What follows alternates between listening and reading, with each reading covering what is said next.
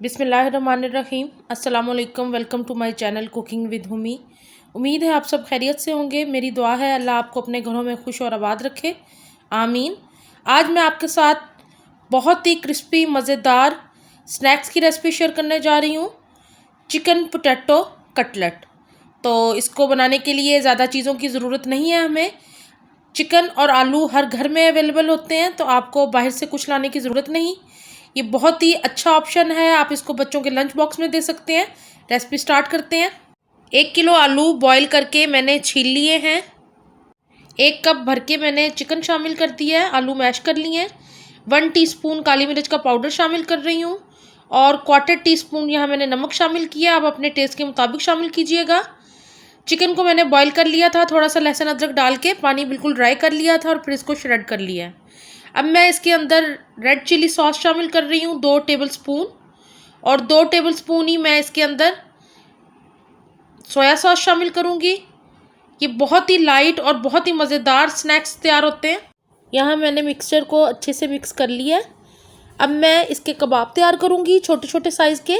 थोड़ा सा मिक्सचर मैंने हाथ पे ले लिया है, इसको हल्के से प्रेस करके मैं एक कबाब की शेप दे लूँगी। ये बहुत ही मज़ेदार और ज़बरदस्त स्नैक बनता है टी टाइम के लिए।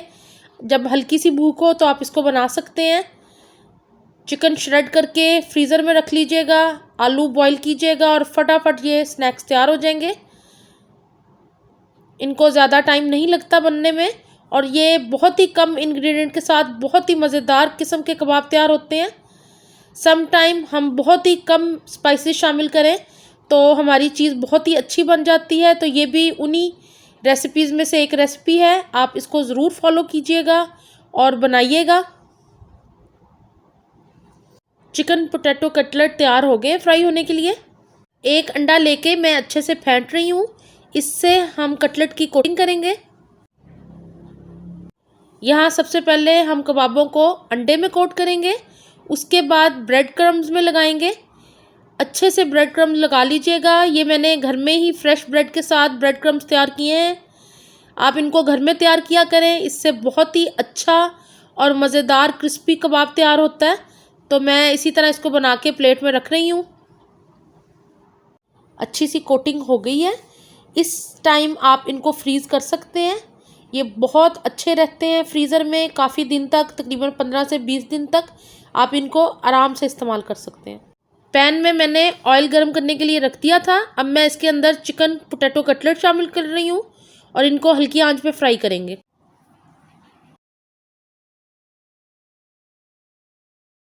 तीन से 4 मिनट हो गए कबाबों को फ्राई होते हुए। अब मैं इनको टर्न कर रही हूँ।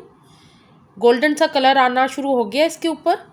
हमने इनको तब तक फ्राई करना है जब तक ये गोल्डन कलर में नहीं हो जाते, और इनको हल्की आंच पे फ्राई करना है। अब मैं कटलेट को निकाल रही हूँ। मैंने प्लेट में किचन पेपर लाइन कर दिया है, उसके ऊपर मैं कटलेट को रख दूँगी ताकि एक्सेस ऑयल निकल जाए। मज़ेदार से कटलेट फ्राई हो रहे हैं। ये आप बच्चों को बर्गर में भी लगा के दे सकते हैं, ये पैटी के तौर पे भी काम आ सकते हैं।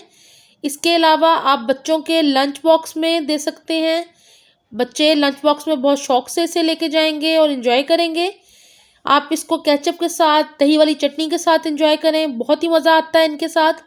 टी टाइम में आप दे सकते हैं। अगर आपके गेस्ट आ रहे हों तो आप उनके लिए ये बना सकते हैं। ये एक बहुत ही बेहतरीन ऑप्शन है, तो आप इसको ज़रूर फॉलो करके बनाइएगा।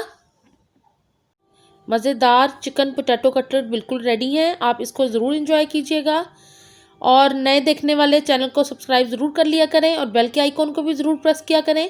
अपना बहुत ख्याल रखें। अल्लाह हाफिज़।